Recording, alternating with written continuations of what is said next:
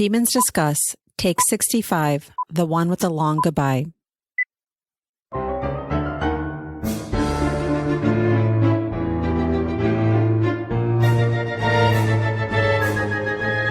Welcome to Demons Discuss, the unofficial podcast about the All Souls universe and the topics that orbit it. We are your hosts, Angela, Jean, and Valerie. I'm Valerie, and with me is Angela and Jean. Hello. Hello. Hello. What are we talking about today, Jean? We are talking about Chapter 39, the end of our time in Elizabethan England. Oh. My audiobook says we only have an hour left. Oh, no. I know. It's tragic. This should be the one with the freezer. No, I'm not ready. Oh, yes. Yes. But on the flip side, the ebook says we're on page 1,207. Well, there we go. We still have 1,000. Yeah. That's a lot. That's a lot. Okay, so bear with me as I pimp out our Patreon page, everybody. Mm-hmm. We use Patreon so we can continue to pay our bills without serving you ads in the middle of our discussion. That's right, this podcast is sponsored by listeners just like you, and they do what potential advertisers would do, which is toss money at us so we can pay our bills. And bills, you say, oh my God, this podcast is free, right? Okay, brace yourself, because it's not free for us. It's free for you to listen, but not free for us to produce. You got that? Right. Okay, so we pay for web hosting, media hosting, offsite cloud storage, music and image licensing, equipment like our microphones. And if you listen to the last episode, you understand how important a high quality microphone is. Yes. And remembering to turn it on. So... yeah, that was all me. Sorry. That would be me. It's any one of us at any time. And now it is any one of us at any time, so we have to pay attention. Also, domain renewals and apps. So many programs and apps. There's more, but you get it. It's pricey, dude. So, Angela, go ahead. Use your words to convince people to support us. Use your words. Yeah. I'm 3. I can use my words. All your words. All of them. Well, Even the bad ones. Yeah. Depending on the Patreon level, you get different rewards. Anyone paying $2 or more will get our after show, which is published on our off weeks, and that is a grab bag of topics. So, you know what? People have been writing in that they like it. I'm like, really? You do? Okay.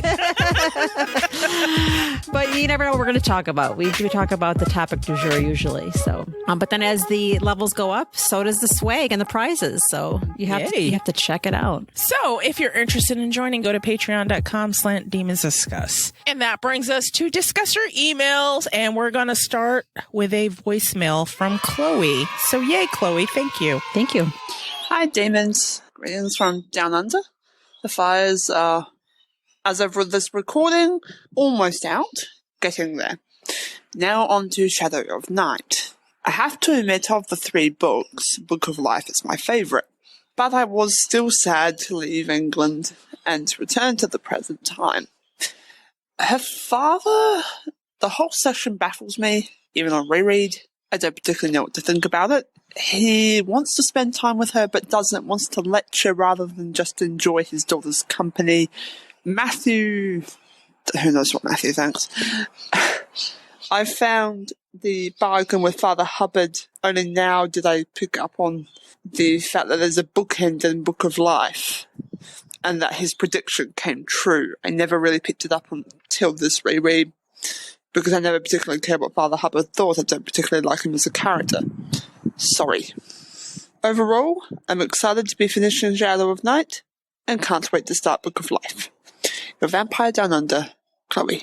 All right, Chloe. Yay. I think that's interesting. I mean, Deb knows all and she reveals as she wants us to know things, but I'm always interested because I know it happens with the 3 of us that your own bias gets in the way of understanding sometimes, like, you know, Father Hubbard. I thought he was a bad guy at first. You didn't like Matthew at first, you know, and it's like you don't always quite see the character and their actions for who they are and what they do because of your own bias. Yeah, it's true. And a lot of times they're set up to come across a certain way because it is is designed to look through Diana's eyes, and she doesn't know who she can trust. And the ones that Matthew doesn't like, inherently she doesn't like because, And inherently I didn't like. yeah, there you go. And you were the opposite. You're like, no, I like that person now. Yeah. Matthew, you don't like? Oh, yeah, he's somebody to pay attention to. Mhm. All right. So who wants to start out with their discusser emails? I'll start. I have one from Suzanne. Yay, Suzanne. Hey, Suzanne. She has thoughts on Shadow of Night, especially the goodbyes. Oh, okay. I think Diana should have been completely upfront with Jack and Annie about her and Matthew's departure. Annie probably knew the truth anyway from her contact with the witches, and Jack could have believed a child version of the truth that would have kept him from years of heartbreaking searching and that in the end completely changed his life in the Book of Life. Right. I know Diana had 1,000 things on her mind, especially the fear that she might not be able to pull off getting back to the right time and place, but I think the kids got a short shrift in all the wrap-up activity, and Diana failed them completely emotionally as much as she did a good job providing in their physical well-being. Might come from being an only child, having few successful emotional connections in her life, but whatever. But not her greatest moment. We didn't get real goodbyes with Mary, and considering the impact she had on Diana and the fact that her influence assisted both Diana and Matthew greatly, I think it was deserved. Some general questions from Shadow of Night. In the audiobook version of Shadow of Night, unfortunately and unaccountably, Jennifer Aketa does not do a Scottish accent for Gallowglass. Fortunately, she did for the Book of Life. Does anyone know the reason for this? Clearly, she can do a Scottish accent and has been doing one for Hamish since A Discovery of Witches. She has other questions, but I'll pause in case we want to answer. A continuity error, because if you notice with the Nathaniel's wife, Sophie in the first audiobook had a Southern American accent. In the second, at the very end, she comes off as Australian. And if you have to think about, okay, and I can only speak on this because my daughter does a lot of narration for audiobooks. When you map out the book and write down the continuity for each character, you miss some, especially if you have a lot of characters. And you think there's a whole big production studio and everything. No, that's usually the person going in a quiet place where they live and reading the book and doing the intonations, doing everything. So that's a lot to keep together. So I just believe it was a continuity error on her part, and the production team, when they got the audio, didn't catch it. Well, not to mention the fact that if you, when we had a chance to spend the afternoon with her, so much work goes into planning the recording sessions, and to hear her tell it, most of those books, she was recording 600 pages in 2 weeks. Yeah. And that includes plotting out and deciding what every character is going to sound like and where the accents have to change and voices intonation has to change, and how are you going to handle the third person narration and description, and what vocal you're going to use for that. I mean, it was pretty stunning. And from what I understand, she doesn't get that book that much in advance. No. It's like, oh, here we go. Here's the arc. Figure it out. Yeah. It's By the way, a lot we're recording in 3 days. It's a lot of printing, highlighting, and going on your past notes. So in her past notes, she probably didn't realize she didn't give Gallowglass an accent in Shadow of Night, but did in the Book of Life, or thought to correct it in the Book of Life. There's so much going on that's all on one person. So when she turns in the audio, then you have a production team, but they just want to get it out more than... And you don't even know if it's the same production team from book to book, to be honest. Right. Exactly. So, yeah, continuity mess up. It happens because, we're humans after all. True. So true. Do you remember her telling us that she could do voices from very little on? I mean, at a young age? Yeah. She said she'd be in the back of the car doing all these different voices, and her mom was like, what the heck is going on? Oh my God, she's speaking in tongues. Yeah. Interesting side note. Okay, next question is, does anyone know Davy Hancock's fate? He seems to disappear after the Shadow of Night, and we hear nothing more about him. All right, so take that on. He makes an appearance of sorts in Times Convert. We do know that he was still around about the time that they were mucking about with the Lord of Pembroke Endeavor, which was scuttled at the end of the Revolutionary War off the coast of Rhode Island. So he was still alive at the end of the Revolutionary War. Past that, I guess we're going to have to wait and see. Yeah. Because he seems to be dead by the time Book of Life rolls around, because he's mentioned in the past tense when they're talking about Matthew's blood rage. I like to think he's out Davying somewhere. Dating. With my Pierre. That's right. Because Pierre kind of disappeared too. We're like, oh, is Pierre dead? No, he's probably out Pierreing somewhere. So No, I think Beth Ann may have him on a much shorter leash these days. all right. So any other questions? Yes. from Miss Well, last Suzanne? comment. Wish we had glimpses of the scenes referred to in the Book of Life that took place in Elizabethan times and just after with Philippe visiting Jack. More Philippe is always a good thing. I know he is a complex character and I don't like everything he does, but he is an attractive character and I love his complexity. What a feast for a reader. Carry on, ladies. You are spectacular. Best wishes, Suzanne. Thank you, Suzanne. That's Thank wonderful. you so much. We'll try to earn those compliments. Yes. Yes. And thanks for giving us an opportunity to try to address your questions. So, yeah. Jean, what do you have? I have one from a new discusser, Tina. Yay, Tina. Hey, Tina. Welcome. Good morning, demons.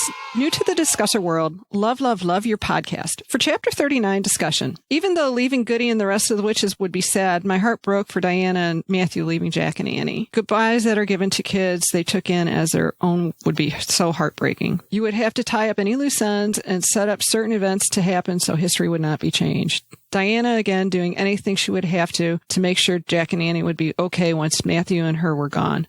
Diana did what she had to do, even though Father Hubbard is creepy. No matter what, Father Hubbard takes care of his flock. Overall, love the chapter, son, and the trilogy. New to the series, books, and TV, maybe just the past 6 months. I enjoy all so much. I've reread 4 times and watched 3 times. Oh. Thanks, ladies, for everything you do. I do so enjoy all the discussions and really enjoy the after show on Patreon. Have a great day. Looking forward to your next episode, Tina. Oh, Thank you, thank you, Tina. Tina. Welcome to the fandom. That's impressive. Yes. She went all in. Yes. Girl. Yep. Rewatches, rereads. I mean, it took most of us years to get to where you're at. Holy Yeah. crap. You go. All right. So I have one from Barbara. Hey, Barbara. Hey, Barbara. Hey, Barbara. And she says, hello, Demon Divas. Okay, chapter 39 and all of the goodbyes. Quote, it must have given the congregation pause to have a were speak out on behalf of a witch, unquote.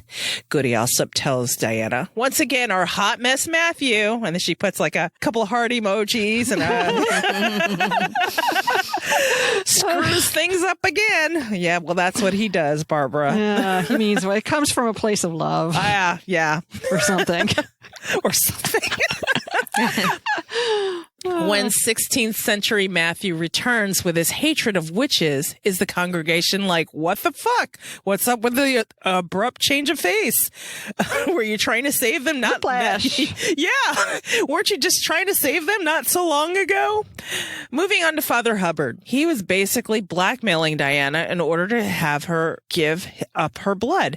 Thank the goddess she was more on top of the situation than usual and moved the chess piece to her advantage.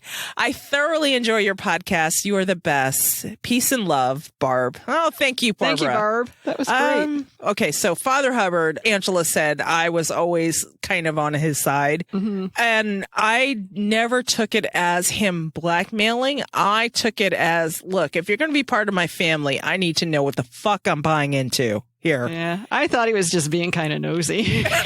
Well, that too. But I think Father Hubbard is a survivalist first. Yeah. And I feel like he feels it is necessary for him to have as much information before he goes in and pledges himself. And I feel like that's smart. It's also a little bit of mutually assured destruction. Yeah. Right. Yeah. It keeps everybody in line. It does. Creepy? Yes. Smart? Yes. And Diana was smart as well. So there's that. And here's my question. I wonder how creepy it's going to come across with our Father Hubbard being kind of a hottie now. I think people will give the blood in their heads. Whatever you need, Father Hubbard. There's going to be a lot more benefit of the doubt now. I think so. I think people will be a Dora little will bit be more first charitable. in line. Our darling Dora will be first in line for that. That's true. All right, so let's start the wagon. This chapter discussion is brought to you by Catherine Quirk. Thank you, Catherine. Thank you, Catherine. When we left off in chapter 38, after coming off the high of Matthew and Diana's first proper date, we witness the aftermath of Stephen's inevitable departure. The news from Gallowglass, Stephen's letter to Diana, also sad. But then we open up chapter 39 and we're at Goody Alsop's walkway and the fetch is waiting for her, all sad. And Goody is there to call Diana in, greet Diana at the door. So what were your feelings when we were approaching Goody's door for the last time? I wasn't sad. I wanted to power through. I wanted to, it is coming to a satisfying conclusion, in my opinion. Yes. Okay. Yes. It's like kind of like, let's wrap it up. I want to see what happens next. Yeah. That was me. I was like, okay, yeah, you got to say your goodbyes, wrap up loose ends, take what Goody has to offer you, and you got to beat feet out of town because this is just getting too much. It is time. The saddest of goodbyes is behind us. Yes. Yes. So, hey, if you can make it through Philippe and Stephen, you can make it through this. So keep going. Yeah. So let's open. She says, my father had left London without saying a proper goodbye. I was determined to take my own leave differently. As a result, my final days in the city were a complex weaving of words and desires, spells, and magic. She's making her rounds, Hey, I got to stop by these people and I got to see these people. And you're getting the feeling that, we got to go. Yeah, I'm sure Matthew's like standing over at the Heart and Crown, tapping his wrist going, we got to go. We got to go. Or whatever the Elizabethan version of Dad sitting in the car in the driveway. Right. Time to leave. We got to go. Right. And if I were to equate it to my husband, he's got his checklist. Did you take care of that? Okay. And he's making a line through. Yeah. He just like, okay, we did this line through. He's a list guy. Is he a turn down the water heater and make sure there's nothing that's potentially going to leak kind of guy too? Yeah. Which is, somebody like me sorely needs somebody like that in their lives. Same here. Okay, so Goody says, so you're leaving us. And Diana says, we must. Then she stops and says, how are you today? And Goody says, somewhat better, thanks to Susanna's remedies. And then Goody also coughed, and the force of it bent her frail frame in two. When she was recovered, she studied me with bright eyes and nodded. This time, the babe has taken root. And Diana says, it has. I have the sickness to prove it. Would you like me to tell the others? And she didn't want Goody Alsop to, worry about telling everybody, because apparently Goody is not in a good way. Goody says, no need. Catherine was the one to tell me. She says Cora was flying about a few days ago, chortling and chattering, as she does when she has a secret. Yay. She has a tell just like Matthew. And Diana says, oh, so that's where she went. Great.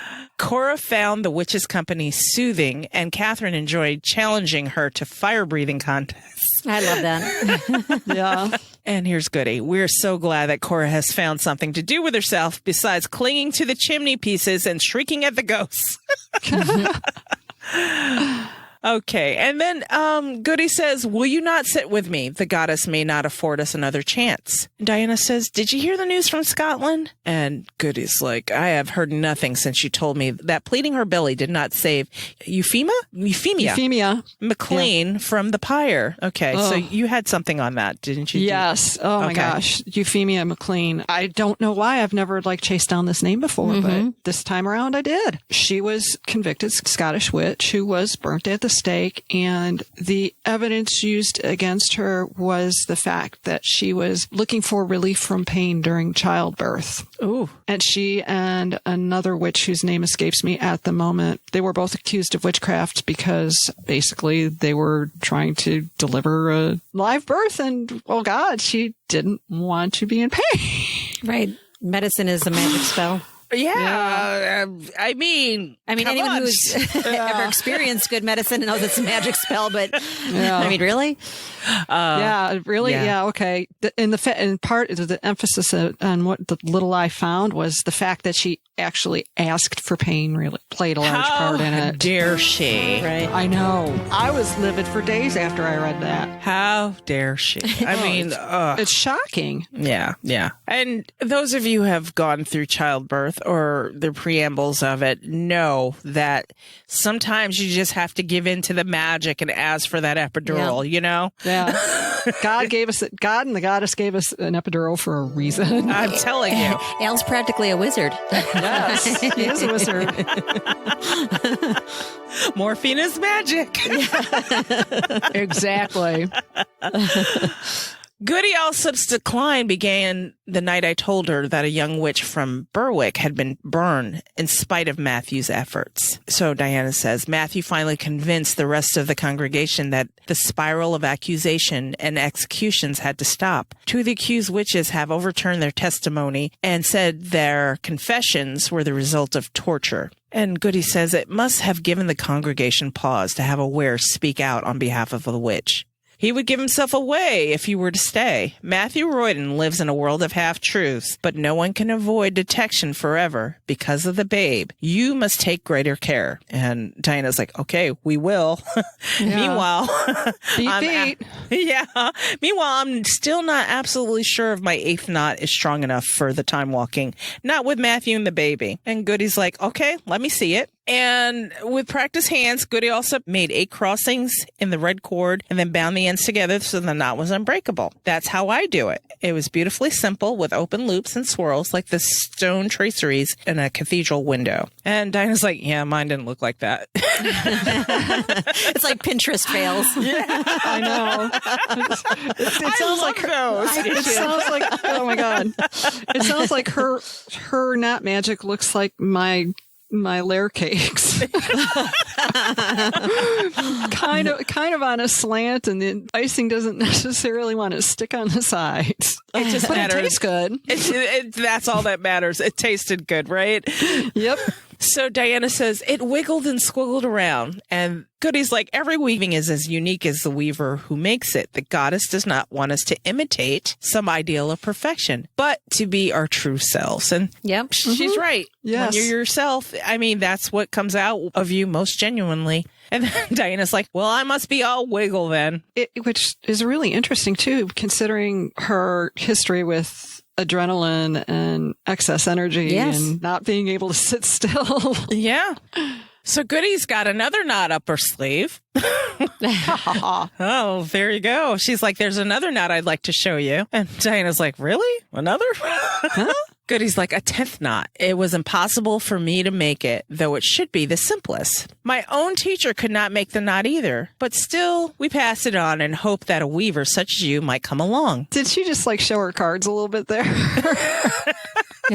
Nudge, nudge, wink, wink. Yeah. Just in case, we didn't know. We were saving this one for you. Okay, so Goody also released the just tied knot with a flick of her gnarled index finger. I handed the red silk back to her, and she made a simple loop. For a moment, the cord fused in an unbroken ring. As soon as she took her fingers from it, however, the loop released. So this spell was not meant for Goody, apparently. Mm-hmm. But Diana's like, but you drew the ends together just a minute ago, and with a far more complicated weaving. Diana's confused. Goody says, as long as there's a crossing in the cord, I can bind the ends and complete the spells. But only a weaver who stands between worlds can make the 10th knot. Try it. Use the silver silk. So Diana's like, okay. She put the silk together in a circlet. The fibers snapped together to form a loop with no beginning and no ending. She lifted her fingers from the silk and the circle held. So apparently this spell was meant for her. Yeah, well, which her comment about standing between worlds makes me wonder if that particular power doesn't arise with weavers much at all. And that was something that came from her twin. The twin. Yeah. You got me thinking. I know. The whole crossroads thing is such a rabbit hole. And this just added to it. This was another thing to put on the pile just now. Right. Well, with her twin, it's like Diana got a lot of the powers that she wasn't originally supposed to have. Yeah. So, yeah. I always assumed it was the goddess's doing, a gift from the goddess. That she could do the 10th knot. And I'm also wondering if it has to do with the fact that she literally has conceived a Brightborn as part of the reason she can do it the 10th knot as well. Yeah. Because at some point in time, there were weavers who could do it. Hence, that's why it was passed down, which makes me wonder if it was the weavers who were actually having children with vampires that Successfully did it. Right. But on the flip side, could a weaver do it? I mean, just because they just kept passing it, in my opinion, they kept passing it down. No one could do it, but they just kept passing it down. I don't see where it says other weavers could do it. Or maybe Goody took that weight off of her and said, we just kept passing it down with the assumption that at one point one could, so we pass it down to the next person that could. Kind of like the chess piece. Yes. Mm-hmm. I don't know why thinking at some point somebody could, only because they knew. I'm thinking it because Goody knew how it was supposed to work. Yeah. Right. So at some point in time, somebody succeeded, is what I'm thinking. Other than, who knows? I guess maybe we'll find out with the new book. You're so pleasantly optimistic. I love it. Well, we've got the Magic Warehouse there. Yeah, There's got to be something in there. There's got to be a 10th knot kit. So Goody says, a fine weaving, and she said it with satisfaction. The 10th knot captures the power of eternity, a weaving of life and death. It's rather like your husband's snake, or the way Cora carries her tail in her mouth sometimes when it gets in her way. Creation and destruction are the simplest of magics and the most powerful, just as the simplest knot is the most difficult one to make. Mm-hmm. So could it be that simple? Could it be that, hey, you can destroy, you can create, so you can do the knot. Good for you. Good for you, bitch. I've been trying for years. Right. It's like the glass slipper. It almost fits. I need a shoehorn. Something. Oh, goodness. Here's Diana. She says, I don't want to use the magic to destroy anything. Goody's like, no one wants to use the goddess's gifts as a weapon, but sometimes it's necessary. Your Ware knows that. After what happened here and in Scotland, you know it too. And then Diana's like, perhaps, but my world is different. There's less call for magical weapons. Oh, you think so, Diana? You'll see. Alrighty. Well, yeah. Foreshadowing. Yeah. And Goody's like, yeah, world's changed, Diana. My teacher, Mother Ursula, was a great weaver, and I was reminded of one of her prophecies on All Hallows Eve when the terrible events of Scotland began, and when you came to change our world. And her voice took on the sing-song quality of an incantation. For storms will rage and oceans will roar when Gabriel stands on sea and shore. And as he blows his wondrous horn, old worlds die and new be born. Okay, so not a breeze or crackle of flame disturbed the room when Goody Alsop finished. She took a deep breath. It's all one, you see, death and birth. The 10th knot was with no beginning and no ending. The Ware snake, the full moon that shone earlier this week, the shadow Cora cast upon the Thames, and a portent of you leaving the old world and the new. I was glad when you came to me, Diana Royden. When you go, as you must, my heart will be heavy. Aw. All right, goodbye, Goody. Peace out. Laters. Oh, it was nice meeting her. Anyway. That was pretty abrupt. Check her off the list. Here we go. On to Hubbard's. Here we go. Right. Usually Matthew tells me when he's leaving my city. Andrew Hubbard's white hands rested on the carved Does he arms. really? Yeah. I don't think so. Okay, so his hands rested upon the carved arms of his chair in the church crypt. He's like, sitting on his throne. What brings you here, Mistress Royden? Diana's like, I came to talk to you about Annie and Jack. I'm leaving London. I would like you to have this for their care. And she threw a bunch of money at the problem. It's like, here you go. Here's a pile of cash. You say that like it's a bad thing.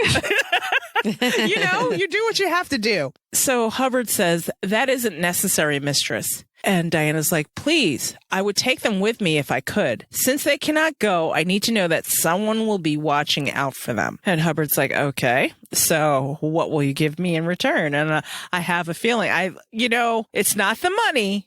She just threw money at him. He wants something. And Diana's like, why the money?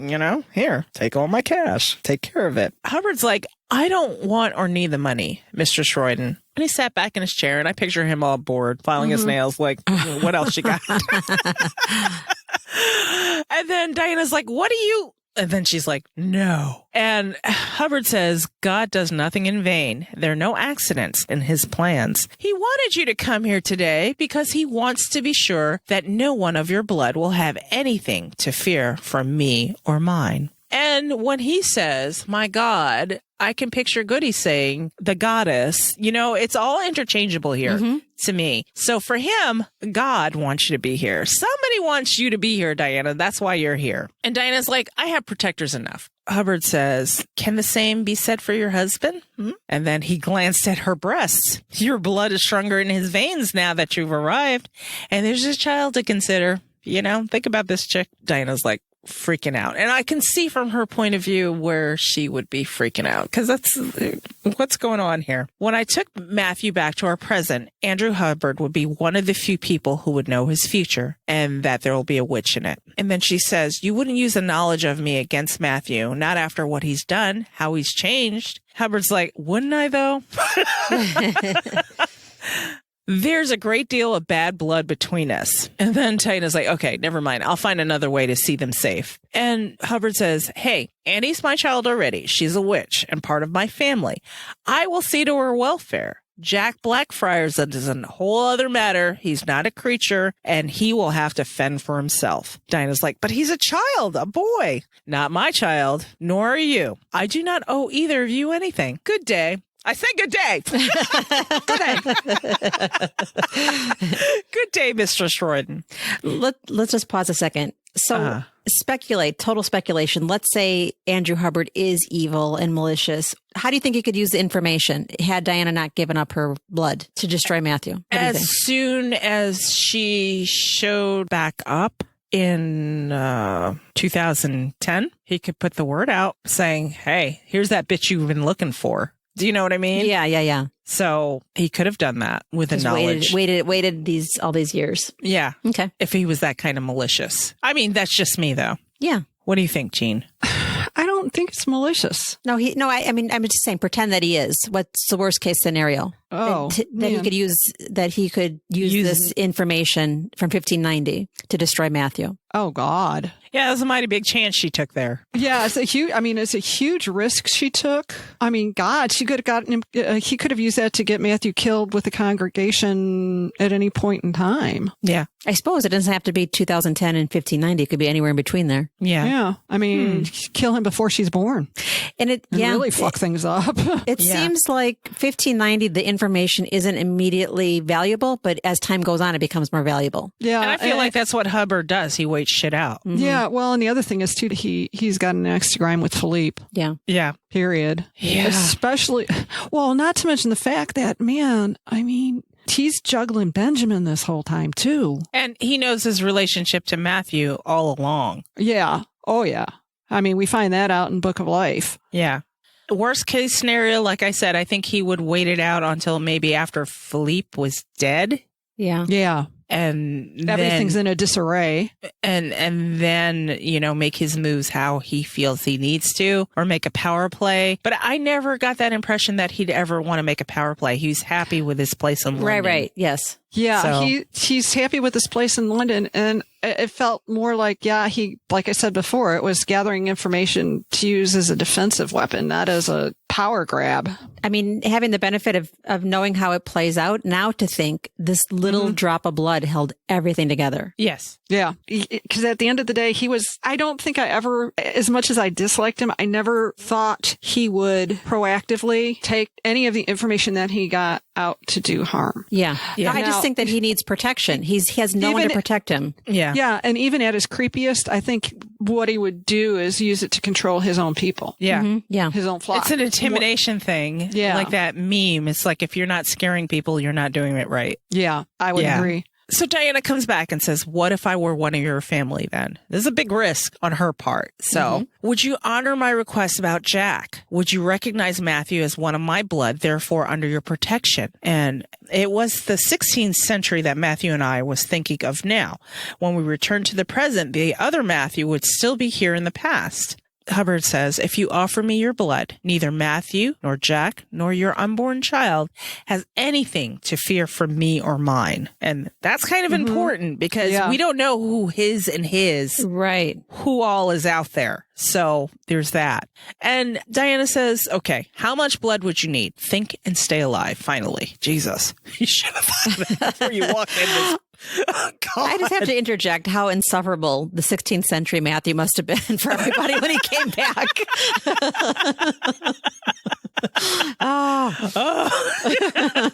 So true. So Hubbard's like, yep, very little, not more than a drop. And Diana says, I couldn't let you take it directly from my body. Matthew would know. We're mates after all. I always take my tribute directly from my children's neck. Oh, you see how that could be a problem, right? I'm sure you do, Father Hubbard, but you can understand why this isn't possible or even desirable in this case. And then she was thinking, she's like, I could use a cup. And Hubbard's like, nope. Your blood would be tainted. It must be pure. And then she's like, a silver cup then. And she was thinking of Chef from Septour. Hubbard's like, okay, whatever. You'll open up the vein in your wrist over my mouth and let the blood fall into it. We will not touch, okay? Otherwise, I will doubt the sincerity of your offer. And I don't blame him here. It's like, okay, what are you trying to trick me into? What are you going to do to this cup? What? Yeah. And Diana's like, very well, Father Hubbard. I will accept your terms. And she's like, okay, so where are we doing this? Where are we doing this? For what I saw before, your children kneel before you, but that will not work if I'm to drip the blood into your mouth. And Father Hubbard says, it's a sacrament. It does not matter to God who kneels. And to her surprise, Hubbard dropped down to the floor before her, handed her a knife, and she's like, nah, I don't need that. I'm good. And then she flicked her fingers, like doing the thing she does, and opened her vein. And then Hubbard opened his mouth, his eyes on her face. He was waiting for her to renege or cheat him somehow, but she would obey the letter of this agreement, although not in spirit. And she's like, thank you, good Ailsup, I said, sending her a silent blessing for showing me how to handle this man. So she says, I held my wrist over his mouth and clenched my fist. A drop of blood rolled over the edge of my arm and it began to fall. Hubbard's eyes flickered closed, as if he wanted to concentrate on what his blood would tell him. And then she says, what is blood, if not fire and water? And then she called on the wind to slow the droplets fall. As the power of the air increased, it froze the falling bead of blood so that it was crystalline and sharp when it landed on Hubbard's tongue. The vampire's eyes shot open in confusion. No more than a drop, she says. That's all you wanted, right? You're a man of God, a man of your word. Are you not, Father Hubbard? And then Corazal relaxed. Her tail loosened from around her waist. She used it to block out the baby from having any knowledge of this sordid transaction. But now she seemed to want to use it to beat Hubbard senseless. So Diana described, slowly I withdrew my arm. Hubbard thought about grabbing it back to his mouth. I saw the idea cross his mind as clearly as I had seen Edward Kelly contemplate clubbing me with his walking stick. But he thought better of it, because Hubbard's not stupid. I'm just going to say that. I whispered a simple spell to close the wound and turned wordlessly to leave. And then Hubbard says, when you're next in London, God will whisper to me. And if he wills it, we shall meet again. But remember this, no matter where you go from now, even unto death, some small piece of you will live within me. And then she stops. She looks at him. The words were menacing, but the expression on his face was thoughtful, even sad. So that kind of tells you, if you're reading into this and looking beyond Hubbard, this is a heavy burden he took on just now, and he agreed to it. So, and it's ominous when you're next in London. Yeah. Oof. Who knows when that's going to be, right? So she's beaten feet out of there. She says, my pace quickened as I left the church crypt, wanting to put as much distance as I could between me and Andrew Hubbard. Farewell, Diana Bishop. And I didn't catch this when I first read that until she said, I was halfway across town before I realized no matter how little that single drop of blood might have revealed, Father Hubbard now knew my real name. So. Yeah, but he also knew who Stephen Proctor was already, too. Yeah. So, I mean, is it significant that he knows she's Diana Bishop or not? Yeah. I guess we have to wait and see. Guess we'll see. Yeah, this passage also started another brainworm for me about how blood carries memories. Yeah. And information. And what it is about blood scientifically that might be the reason for it. So I bugged Shelley about it. We may have some thoughts on it in upcoming episodes, folks. Yeah. Scientifically, blood carries everything.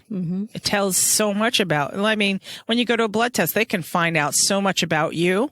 Well, I mean, even just within the parameters of this universe, the whole Matthew was able to read some bit of information from Champierre, and then it was like, then he's dead and I can't read anymore. Right. And then the whole questions about whether when Miriam cleared that clot, whether she actually learned anything or not, and would a Right. clot actually have information, and just The impression I get weird from stuff like that. vampires taking in information, it almost seems to have a steady flow for the story to keep going. And a connection to the brain and soul and Right. body is what I'm Right. thinking. And it's like, well, scientifically, is that part of the ionic charge that cells have, or It's all magic. yeah, I know. I love the magic explanation, but then it's kind of like, knowing Deb, she's going to have like some little weird science factoid that it all ties into. Yeah, true. So That she chased it down just distilled it down scientifically as far as she could, and then to, added in to magic. like the Yeah. littlest bullion cube of knowledge yeah. and made it magic.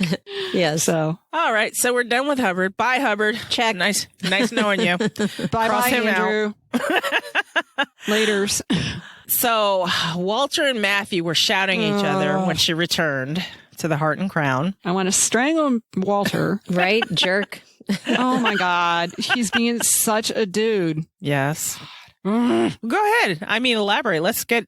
Oh, this is the beginning of the best Throckmorton secret marriage Mm-hmm. dumbass idea. And of Yeah. course, who is he going to for advice? Hot Mess Matthew. Yeah, he's the guy with all the Oh, advice. At least it's Nothing- new hot mess, Matthew. Nothing bad's going to come out of this. No.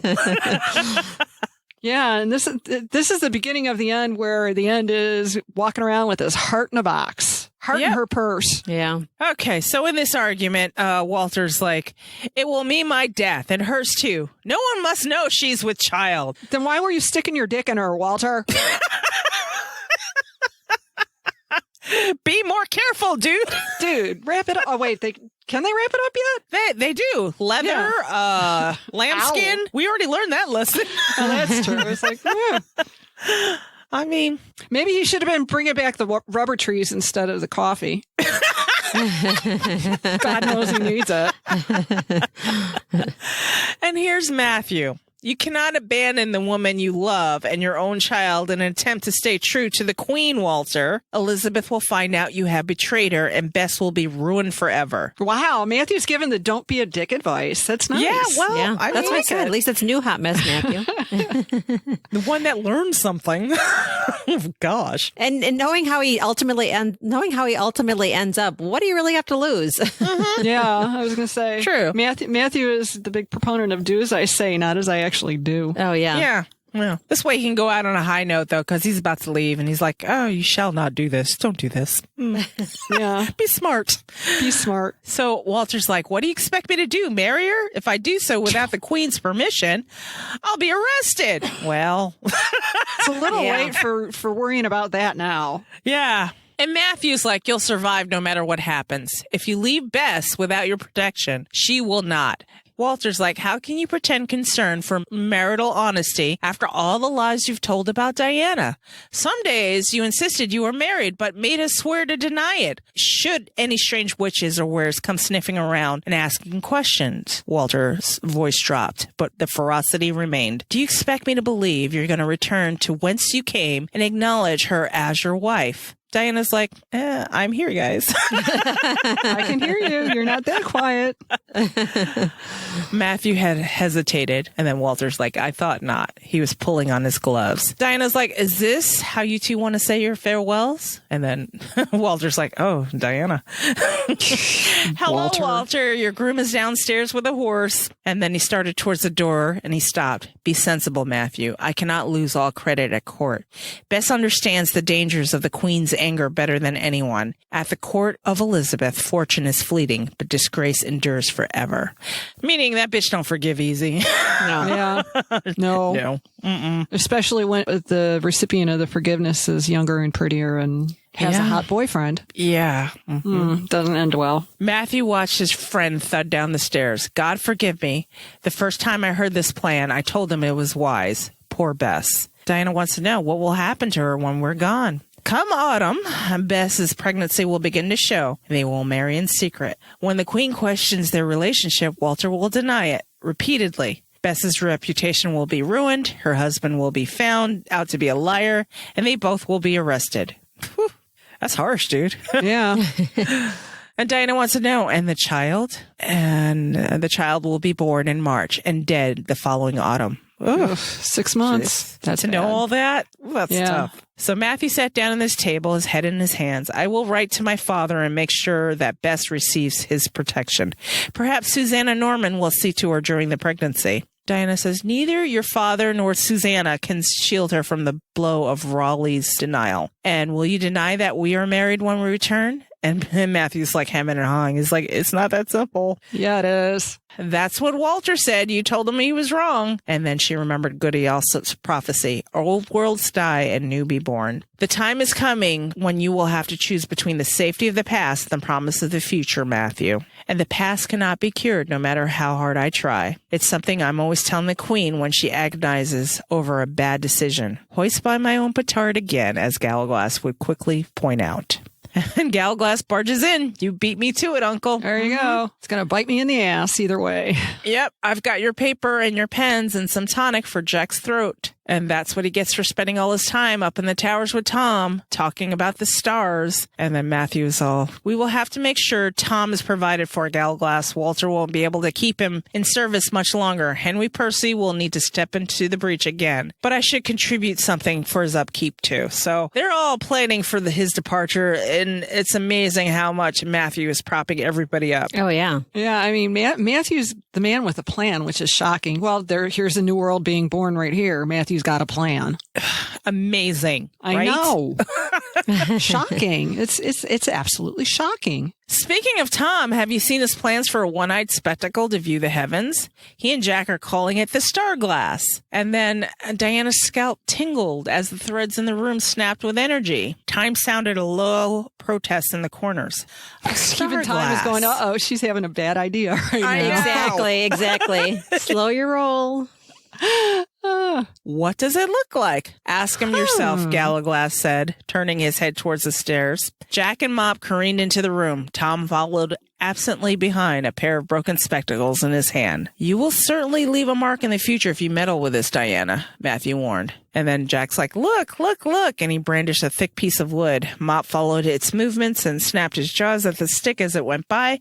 Master Harriet said if we hollow this out and put a spectacle lens in the end, it would make faraway things seem near. Do you know how to carve, Master Royden?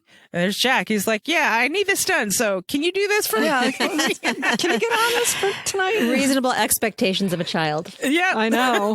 If not, do you think the joiner at the St. Dunstan's might teach me? I got to learn this real quick. Yeah. Jack is definitely a demon. I swear he was. I got to learn this real quick so I can make this happen. Are there any more buns? Master Harriet's stomach has been growling all afternoon. Boom, boom, boom, boom, boom. He's very ADD. Yes, Yeah. Oh, yes. yeah.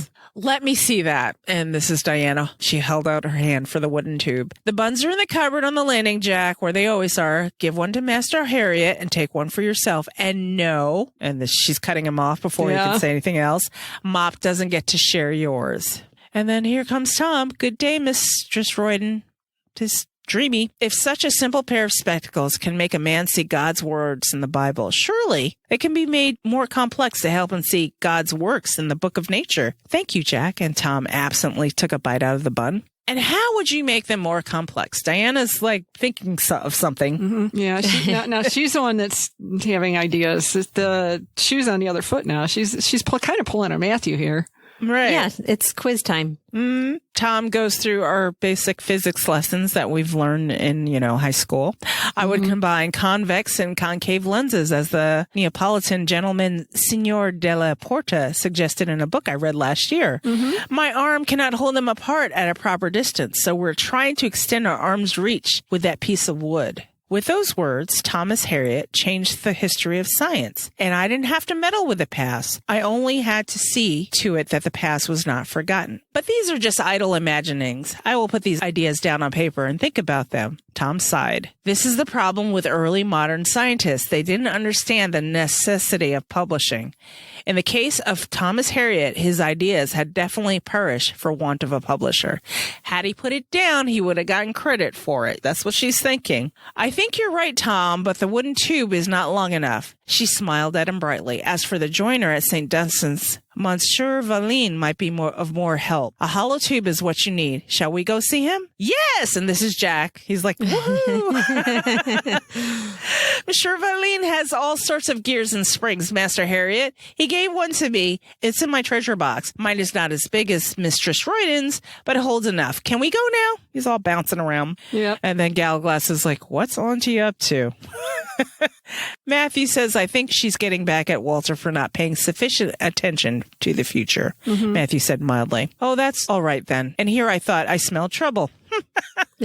There's always trouble, Matthew said. You sure you know what you're doing, Ma Leon? So much happened that she couldn't fix. She couldn't bring her first child back or save the witches in Scotland. They brought Ashmole 782 all the way back from Prague, only to discover that it could not be taken safely into the future. They said goodbye to their fathers and they were about to leave their friends. Most of these experiences would vanish without a trace, but she knew exactly how to ensure that Tom's telescope survived. This is Diana. I nodded. The past has changed us too, Matthew. Why should we not change it too? Matthew caught her hand in his, kissed it. Go to Monsieur Valine then. Have him send me the bill. Oh, that's nice. That's all she really wanted him to say, not give her permission. Yeah. Just send him the bill. You'll pay for it though, right?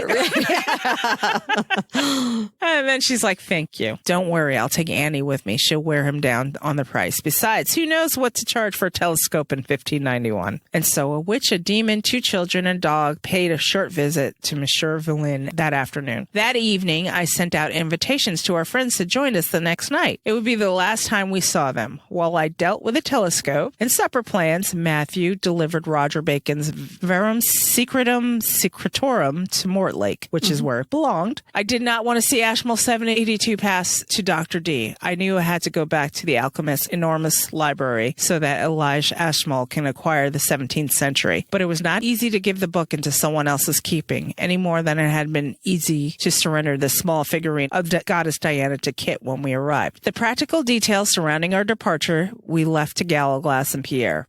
They packed trunks, emptied coffers, redistributed funds, and sent personal belongings to the old lodge with a practice efficiency that showed how many times they have done this before. Could you imagine? No. Well, we are now. Yeah.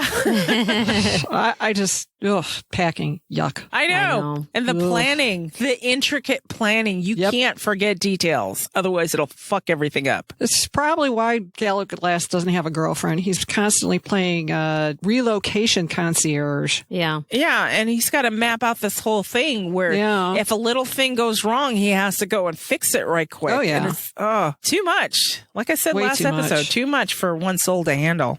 Our departure was only hours away. I was returning from Monsieur Valine's with an awkward package wrapped in a soft leather when I was brought up short by the sight of a 10-year-old girl standing on the street outside the pie shop, staring with fascination at the wares in the window. Okay, so tell me what you thought of this when she's faced with this girl. It was kind of an aha moment for me. It's like, it's her aunt. She just met It's her past. ancestor. Yeah. Yeah. I thought it was completely clever. Yes. Yeah. Here's my question. I wonder if either one of them are, well, no, they wouldn't be ghosts at the Bishop house, or would they? Why couldn't they be, though? Yeah, that's what I'm thinking, because Bridget Bishop didn't live in Madison. She was executed while they were still in Salem. So I don't see why Rebecca and this Bridget, wouldn't possibly be there too. Yeah. Just a thought. Rebecca, a woman called as she came from inside the shop. Diana's heart leapt at the sight, for she looked like a combination of her mother and Sarah. So definitely a relative. Rebecca said nothing but continued to stare at me as though she had seen a ghost. And I wonder, had she seen a version of Diana before somewhere? Had me thinking. Yeah. Her mother looked to see what had captured the girl's attention and gasped. Her glance tingled over my skin as she took in my face and form.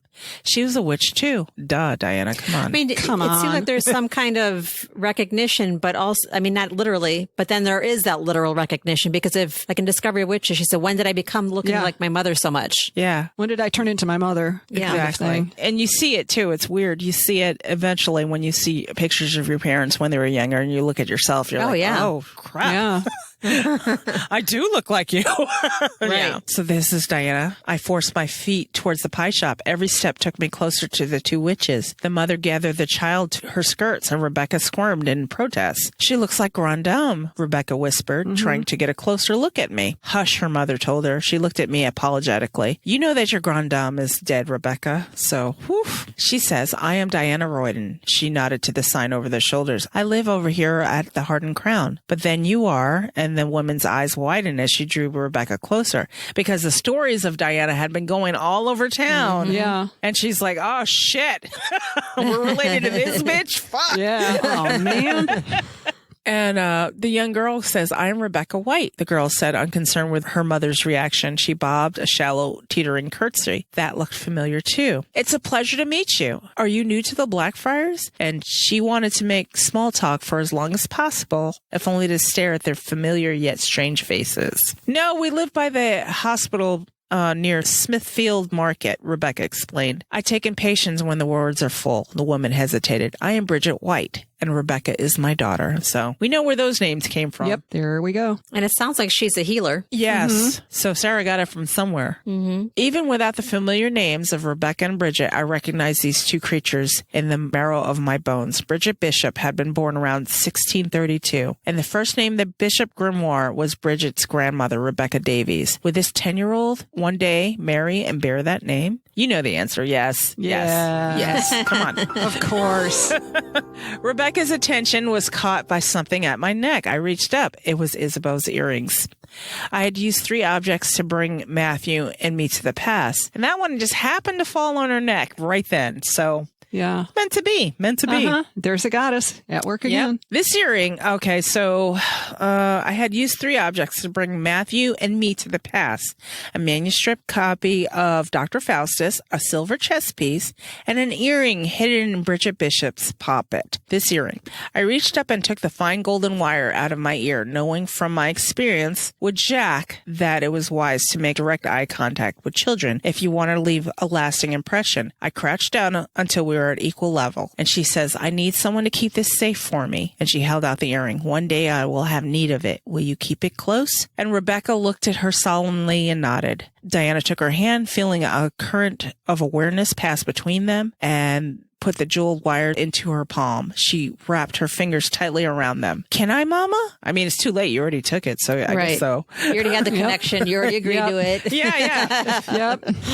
It's good now. I guess all Mom has good. to say yes. Yeah. Her mother replied warily, I think it would be all right. Come on, Rebecca. We got to go. We Gotta go. Fuck this shit. I'm out. But it's just like an adult to put up all the roadblocks and to be suspicious and everything. It's just like the child to be open and No, Yeah. just have the this just awareness needs to be done. Yeah. Yeah. That's how children are. They're like my grandma says, they're closer to the truth. Kids and dogs. Yep. Thank you. And this is Diana. Thank you, I said, rising and patting Rebecca on the shoulder while looking Bridget in the eye. Thank you. And she felt a nudging glance, and she waited until Rebecca and Bridget were out of sight before she turned to face Christopher Marlowe. Here we go. And do you know, this read was the first time I realized that she wanted Matthew to make amends because of Matthew, not because of Kit. All the time I thought she was like, oh, she's feeling sorry for Kit or whatever. No, it was totally explained in this book, and I looked over it where it's like, you know, you need to make amends, but because if you don't, Matthew's going to take a piece of this and he's going to beat himself up over it for years. So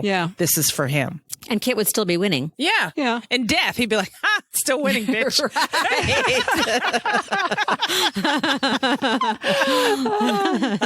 Which amuses me, to be honest. Yeah. And what also, this is unrelated, but it amused me that he brought down the Jeopardy champ too. This is true. Still winning. Still winning. Still winning.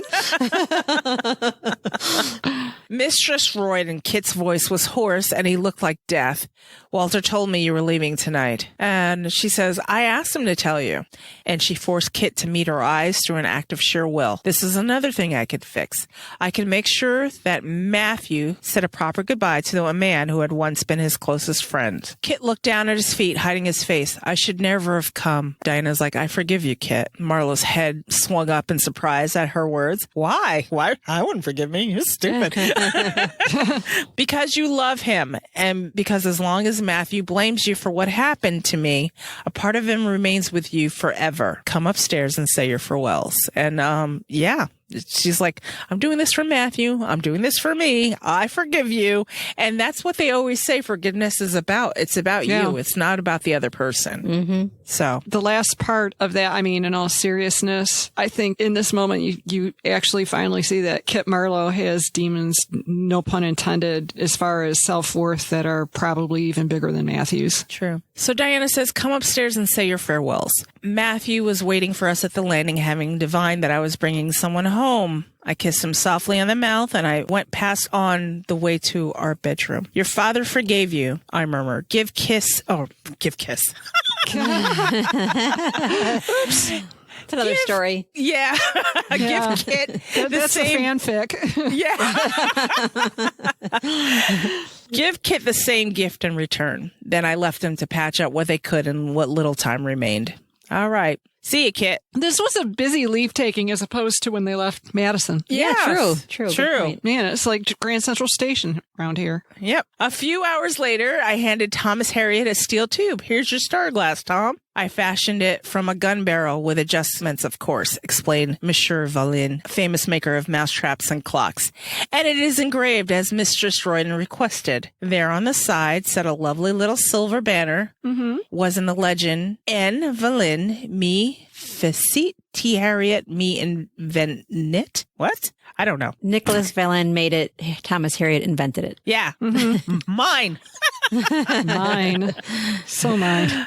Nicholas Vallon made me. Thomas Harriot invented me. 1591. I smiled warmly at Monsieur Vallon. It's perfect. Can we look at the moon now? Jack cried, racing for the door. It already looks bigger than St. Mildred's clock. And so Thomas Harriot, mathematician and linguist, made scientific history in the courtyard of the Hart and Crown while sitting in a battered wicker garden chair pulled down from our attics. He trained the long metal tube fitted with 2 spectacle lenses at the full moon and sighed with pleasure. Look, Jack, it's just like Signor de la Porta said. Tom invited the boy into his lap and positioned one end of the tube at his enthusiastic, insistent eyes. 2 lenses, one convex, one concave, are indeed the solution if held at the right distance. After Jack, we all took a turn. Well, that's not at all what I expected, George Chapman said, disappointed. Did you not think the moon would be more dramatic? I believe I prefer the poet's mysterious moon to this one, Tom. It's like, now that I see what it's really made out of, it's not so fun, right? And then Henry Percy's like, why, it's not perfect at all. He complained, rubbing his eyes and peering through the tube again. Of course it isn't perfect. Nothing is, Kit said. You cannot believe everything philosophers tell you, Hal. It's the sure way to ruin. You see how little philosophy has done for Tom. And then Diana's looking at Matthew and she's grinning. It had been some time since we enjoyed the School of Knights verbal riposte. Okay. I didn't miss it for one. I was going to say, you know how much I enjoyed Kit. Even I'm like weary of him right now. Yeah. It's like, At least Tom can feed himself, which is more than I can say for any of the other playwrights in my acquaintance. Walter peered through the tube and whistled. I wish you had come up with this notion before we went to Virginia, Tom. It would have been useful for surveying the shore while we were safely aboard ship. Look through this Gallaglass and tell me I'm wrong. You're never wrong, Walter, Gallaglass said with a wink at Jack. Mind me well, young Jack. The one who pays your wages is correct in all things. So that's so true. So she invited Goody and Susanna to join them, and they took a peek through the telescope, and they're like, why do men bother with these trifles? Ugh, we already knew this. Do you think we're led to believe with that comment that Gallaglass is the one that started the ship and the telescope, like looking on land? Of the old captain, you know. Pirates, Maybe. because it's between Raleigh and Gallaglass. Yeah. Could be. What else could we believe at this point? Yeah. Because they're the first ones with this device at their disposal. So, yeah. Okay. Interesting. Anyway, the women are complaining, why do men bother with these trifles? I could have told them that the moon's not perfectly smooth, even without this new instrument. Do they not have eyes? Dumb men. After the pleasure of viewing the heavens, only the painful farewells remained. We sent Annie off with Goody Alsop, using the excuse that Susanna needed another set of hands to help the old woman across town. My goodbye was brisk, and Annie looked at me uncertainly. Are you sure you're all right, mistress? Shall I stay here instead? No, Annie. Go with your aunt and Goody Alsop. And then she blinked back the tears. How did Matthew bear these repeated farewells? Well, now you're seeing. It's not that easy. Kit, George, and Walter left next with gruff goodbyes. Yeah, bye, man. See ya. You know. Later. You know. More later. You know the man hugs. All right. Yep. See ya. Chest bump. Yep. Little fist to the back. Okay, man. Okay. God forbid that your hand would be flat, not a, I know. not a fist. No, you can't do that. It's got to be a fist. All right, man. All right. Come, Jack, you and Tom will go home with me, Henry Percy said. The night is still young.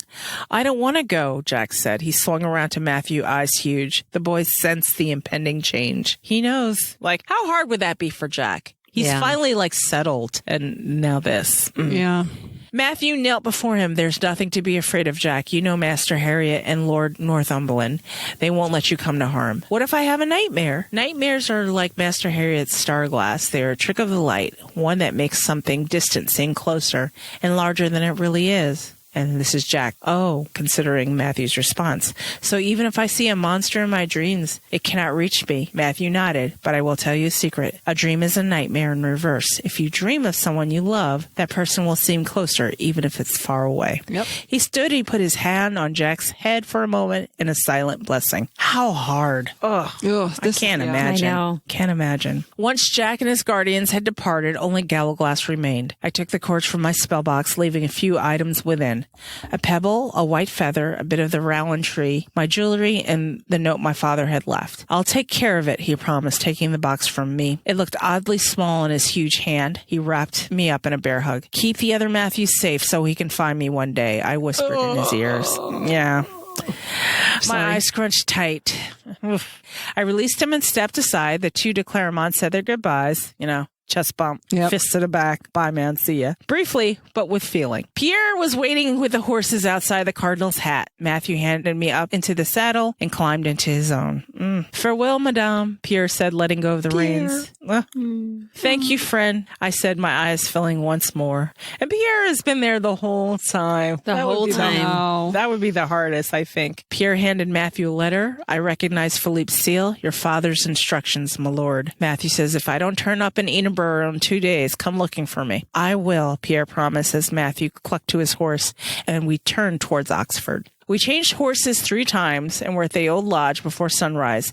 Francoise and Charles had been sent away. We were alone. Matthew left the letter from Philippe propped up on his desk where the 16th century Matthew could not fail to see it. It would send him to Scotland on urgent business. Once there, Matthew Royden would stay at the court of King James for a time before disappearing to start a new life in Amsterdam. The King of Scots will be pleased to have me back to my former self. Because this one went a little bit wonky. Yeah. Matthew commented, touching the letter with his fingertip. I won't be making any more attempts to save witches, certainly. You made a difference here, Matthew. And this is Diana. Now we need to sort things out in our present. We stepped into the bedroom where I arrived all those months before. You know, I can't be sure that we'll slip through the centuries and land exactly in the right time and place. And this is her warning him. Yeah. And he's like, you explain that all to me, Moncor. I have faith in you. Let's go meet our future again. Check this one off. Goodbye, house. Goodbye, house. There's so much truth in that. Yep. I looked around our first home one last time. Even though I would see it again, it would not be the same as it was on this June morning. The blue and amber threads in the corners snapped and keened impatiently, filling the room with light and sound. I took a deep breath and knotted my brown cord, leaving the end hanging free. Apart from Matthew, the clothes on our backs, my weaver's cords were the only objects we were taking back with us. With a knot of one, the spell's begun, I whispered. Time's volume increased with every knot I made until the shrieking and keening was nearly deafening. As the end of the 9th cord fused together, we picked up our feet and our surroundings slowly dissolved. And that's the end. Whew. Yep. Any thoughts? Oh my gosh. It was a good end to that time walking story arc. Yeah. And just like I said, it felt like a checklist. It was well done. Yes. Very. Yeah. All right. We're going to gavel this thing with the gavel, Angela. The All right, gavel. I'm listening. Yep. I'm paying No. attention. Okay. Going once, going twice. Sold. And that's Oh, I the heard end it of that time. You kill me. All right. right, so the next thing is housekeeping. Housekeeping. This housekeeping is brought to us by Brianna Houston. Thank you, Brianna. Thanks, Brianna. Thank you. All right, who's got something for us? After I that, do. we need something. I do. I've got some housekeeping from Barb. Hi, Barb.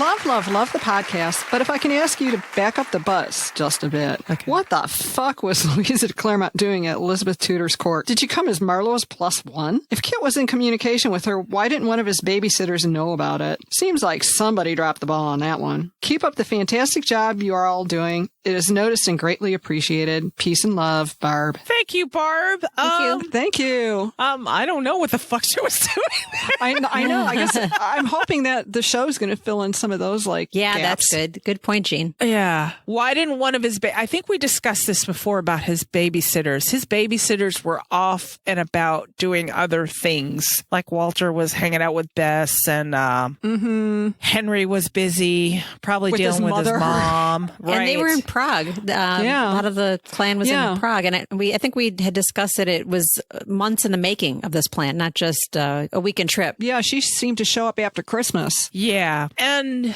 maybe Kit decided to just go rogue because he knew without Matthew being there, he could get away with a little bit more and he can slip under his babysitter's radar saying, do you know what? These guys are busy over here. I'm going to break in case of emergency, Louisa, and this will surely get it done and get this witch out of my life. Because I seriously think when Matthew left to go to Prague, Kit just went crazy.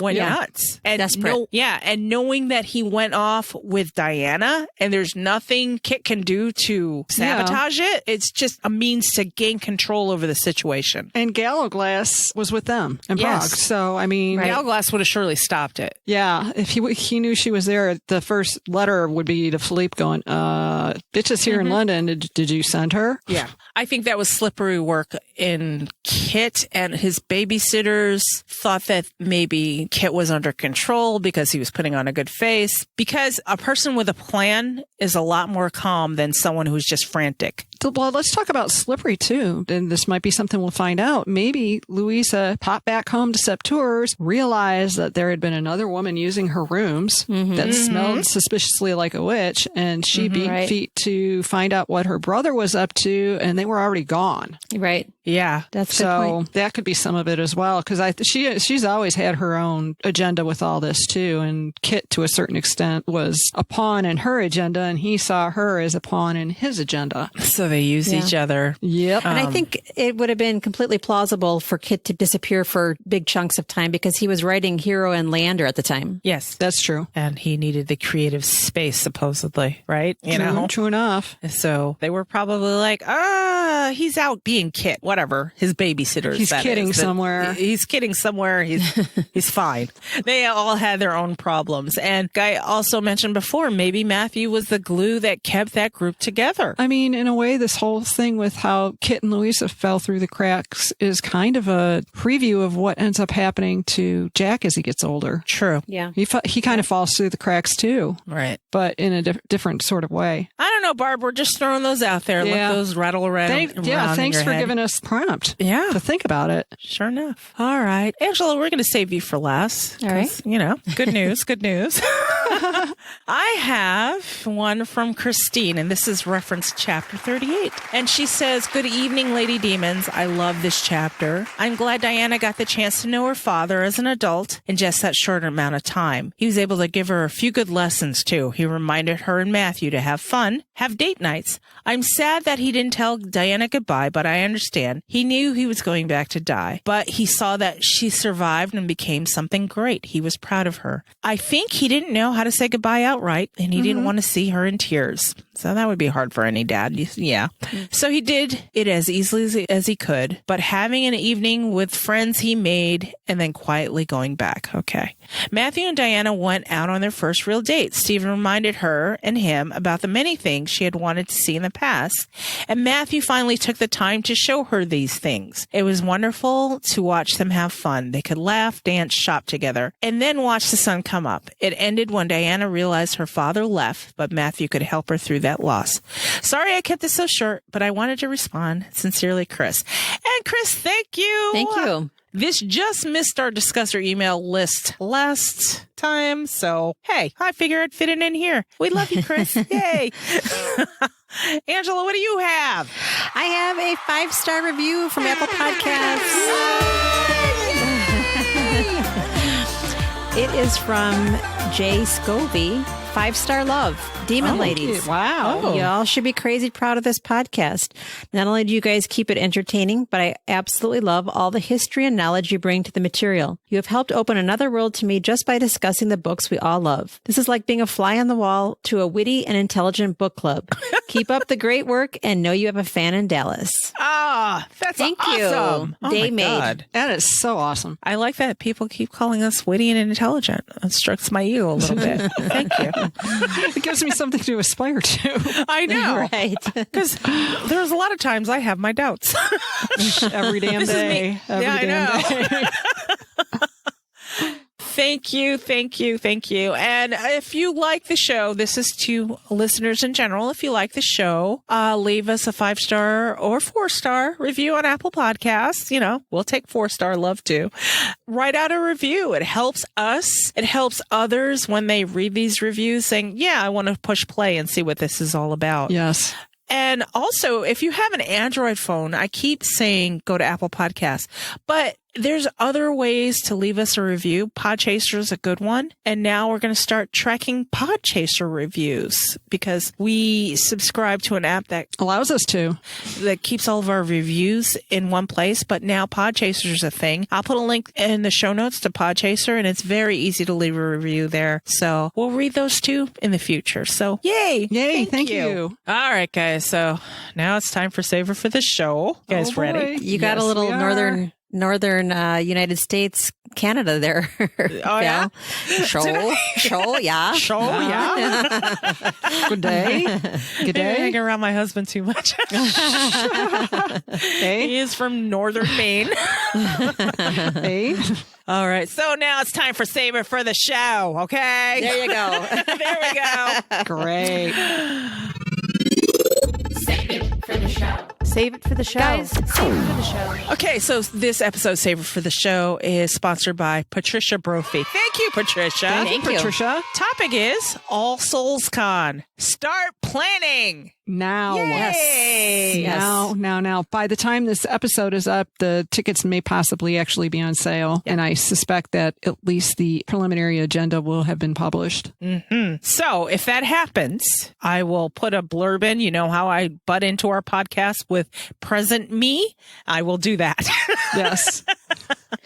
The con itself, correct me if I'm wrong, is October 24th and 25th? Yes, Or is it ma'am. the 23rd to the 25th? Friday night is the opening registration and the costume party. And then Saturday and Sunday are sessions. Okay. Right. So I usually count the cocktail party and the registration. I usually count that as part of it.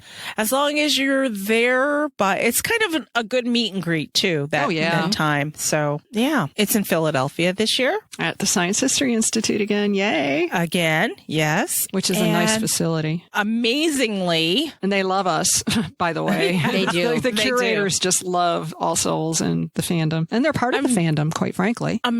we have a plan going in this time. Yes, we do. I'm not going to reveal it though. Of course You'll just not. have to come and see it.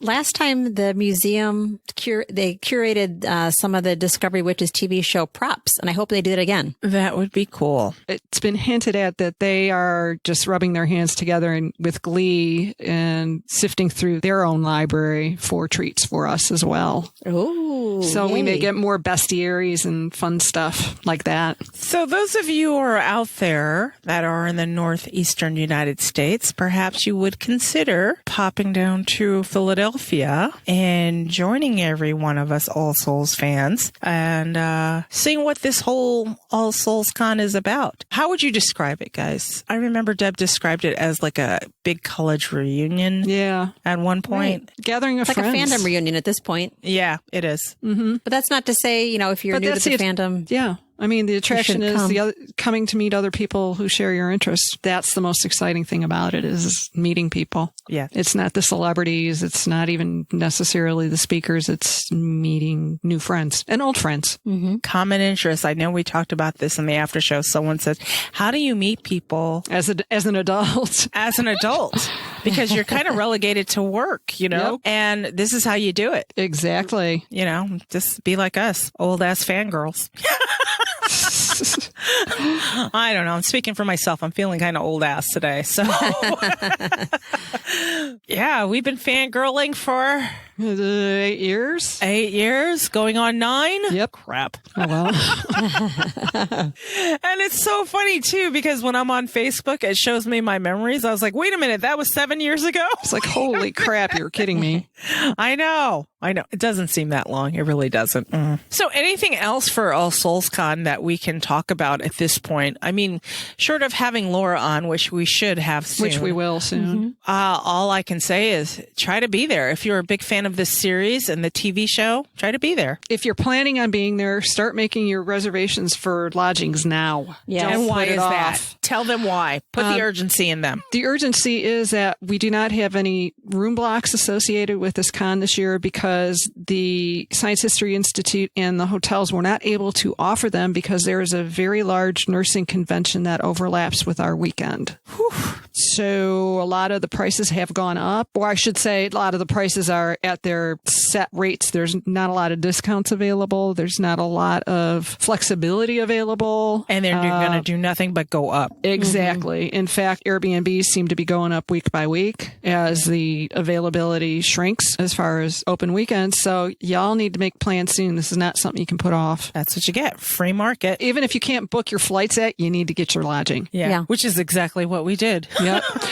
Because truth be told is usually most airlines don't let you book out really more than 6 months at a time. So it's not even time yet to be able to book flights. Yeah. And as Angela often points out to me, it's like, let's make our hotel reservation. It costs nothing to do it. So might as well do it now. Reserve a spot. So even if later you can't go, you can always cancel those, right? Yes. Or hand it over to somebody who can use it. Yeah. So Very true. The things we go over when we talk about All Souls Con, don't be scared of coming by yourself because you'll be amongst friends. I feel like. I know that's intimidating to go anywhere by yourself. Grab a buddy, maybe. Someone you don't mind showing you're crazy to, maybe. I don't know. I always have you two, so it's fine. This is true. I know. It's hard for me to say, but yeah, plan for it. I can't tell people how to budget their money as far as this much for meals or this much for touring the city, which you want to do in Philadelphia. But I can say there is a vendor area. There will be a vendor area again where you want to snatch up some good All Souls Discovery of Witches goodies. Yeah, very true. Anything else? nope. Just that as soon as we know something, you'll know something. That's it. Well, that was a nice short, sweet saver for the show. So on that note, stick around, listen to me talk about how you can get a hold of us, leaving 5-star reviews, all that stuff. After that, we'll do last thoughts and things we cannot let go of. This podcast is available on Apple Podcasts, Google Podcasts, Spotify, and wherever you like to listen to your podcasts. You can contact us. Send us your thoughts. Email us at demonsdiscuss@gmail.com. Leave us a voicemail at 360-519-7836. By the way, your carrier rates apply here. Or leave one for free on SpeakPipe. SpeakPipe.com/demonsdiscuss. Now, if you can't remember any of that, go to go.demonsdiscuss.com/contact. And all that information will be there. You can also become a discusser there, fill out the form, and bam, you're a discusser. And the link to join our Facebook group is there too. Visit our main site, demonsdomain.com. And if you really feel like deep diving, go to visit.demonsdomain.com/masterpost. And you can read interviews, geek out with weekly geeks about All Souls Universe. Read about the characters. Keep that geek flag flying, guys. Do you like what we do? Help us fund what we do. Go to patreon.com/demonsdiscuss. Make sure you follow us on social media. We are on Twitter, Facebook, and Instagram, all at Demons Discuss. If you're liking what you're hearing and you want to tell the world about it, leave us a 5-star review on Apple Podcasts. We love them. We read them. It's wonderful. Also, it keeps Angela alive, and we need her around, okay? Keep Angela alive! Man, I can't believe we're almost done with Shadow of Night. It's been a long, intense journey. Yeah. I'm glad that we spent the time on the chapters this know. time. All these new things we discovered too. Yeah. Exactly. It's like there's so much still there that we haven't touched on. It's amazing. And doesn't it make you wonder how much we don't know? Not necessarily because we didn't pick it up on a read, but because of future books that may come Yes. available that'll Yeah. fill in the gaps of and make us realize new things again. Well, I mean, even Yeah. Times Convert did some of that. Mm-hmm. Can't wait to see what Deb has in her suitcase in New York this weekend. Yeah. So, Want to talk about that a little bit? sure. The fact that she's in New York. Yeah, we're recording on the 21st of February, future past. Deb's in New York this weekend. Apparently, she pulled an Angela and went to the Met yesterday and shared Yeah, I some of that with know. everybody. Today being Friday, we're hoping she has meetings, but we have no idea. Cross your fingers and toes. Yay. Maybe we'll be getting an announcement soon. Wouldn't that be something? It would be Yes. super, so super. Which that is my last thought. I think we're approaching the calm before the storm. Yeah, I believe. Right, I we believe keep you're totally saying, right. "Oh, it's kind of boring right now. There's nothing going on." Pretty soon, that's going to transition into the calm before the storm. Yeah. Well, I think this is the calm before the storm. Storm's not close enough, in my opinion. It's only February. The storm is going to be like It's- summertime when they start. yeah. It's circling out over the Atlantic right now. Yes, Yeah. yes, Picking up steam. We're just battening down the hatches. yep. No, I think right now all the meteorologists are fighting about whether it's going to take a course over Alabama or not. Right. Is it going to head towards the Gulf or is it going to go up north and slow down? Yeah. I don't know. I feel like the calm before the storm to us is odd because we just went through last year, the second half of last year, we went through nothing but storm. So it's Right. like, what's going on? I don't know. What now? Kind of boring. Which fire? Yeah, I guess we'll see. My last thought is, going on my little Netflix binges because I have been a lazy fiction reader. Lazy. Me too. It's Very a slow lazy. year this year, even for me. Yeah. I've been reading nonfiction, which I keep swearing I'm going to change, but I feel like in our current climate, I have to stay on top of everything. Anyway, in order to tickle that bone of fantasy and everything, I've been watching a lot of Netflix, and magic is just a huge thing. It's always been, but people will never get tired of magic. Never. No. I mean, the Lock House, or in Lock and Lock Key. and Key. Yeah. I watched that whole season. Yeah, the magicians are on Netflix right now. Yeah. Sabrina. Sabrina, Chilling Adventures of Sabrina, October Faction, which we already talked about. Yeah. There's one or two more Yeah. that I there's put a up few in my more. queues. So, Yeah. I mean, even some of the dubbed ones, some of the foreign, oh yeah, a lot of it's magic. I know we went through different phases like zombies. That was a big thing Yeah. for a few years. And vampires always, they come in and out. But I feel like witches are constant. yeah, I would And agree. yeah. So if you're missing the magic, check out Netflix. I mean, especially if you've been a lazy fiction reader. I honestly, fiction wise, I really wish I could get myself. I feel like I'm at a point in my life where I feel like if I block out reality too much, I will miss something. Do you know? It's just that constant, I got to stay on top of it. And It's a I hope we beatdown. get It's a beatdown. It really is. yeah. I hope one day that we get back to a point where I can sit back and relax with a book. Do you I know. I agree. Anyway, that's kind of sad. Anyway, let's do Magic 8 Ball. All right. Okay. Jean, do you have a question for it? Traditional or tie-dye? Tie-dye. Tie-dye. Let's go for the funky. Can you Why don't think of a question? Yeah, I was going to say, why don't we just ask, will we be getting news on the book soon? Yeah. News Simple. on the book. Deal with that, Magic 8 Ball. What you got? Well, as chance may have it, I tried to swivel it so I could read the reply. And the triangle flipped over to, you may rely on it. Oh! Well. Pretty Well. cut and dry. Yeah. Hey, speaking of Magic 8 Ball, I want to point people to our Redbubble shop. We have new merchandise featuring our famous Magic 8 Ball. Famous to us anyway, Yeah. because we're always consulting With the it. touch of seance. With a nice little Ouija board. With the Ouija board To keep it and company. Magic 8 Ball. Check that out. You can go to go.demonsdiscuss.com/shop and and it's featured there as our latest entry. They're tote bags, which I love. They came out As far really as I good. know, only one person in the world owns an item. Yeah. Yes, from what I can see. It's because we haven't been advertising in our Yes. public show. I think I made one post somewhere. I think on Facebook, maybe. Yeah, and we shared the winner's glee. For Miss Camille. the Demon Roulette winner is Camille, and if you are a patron of us, you will get to participate in that. So there's that. Patreon.com/Demons Discuss. Now that I'm done plugging us everywhere, let's say goodbye and end this. Goodbye, everyone. Bye, Goodbye. everyone.